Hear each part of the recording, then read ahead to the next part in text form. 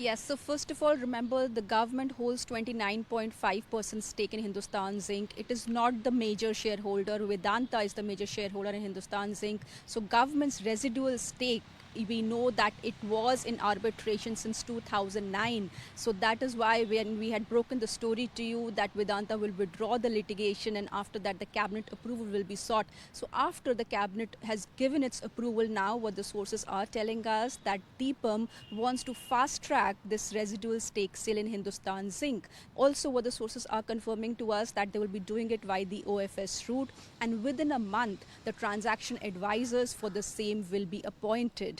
Now remember, since 2009, since the stake sale was stuck, government was not able to go ahead with it. Also what the sources are confirming to us that they are looking at least 2 to 3 tranches of OFS, and once the transaction advisors are appointed, they will decide on the exact quantum of stake sale.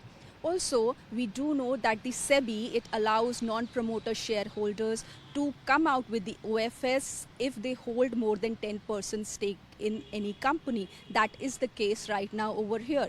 So that is why DIPAM is looking at coming out with 2 to 3 tranches. Also remember that the 65,000 crore target that DIPAM has for this year, they were looking at achieving it with LIC, which didn't happen because they had to cut down the stake, the quantum in LIC sales. So now they do want to fast track this Hindustan Zinc OFS.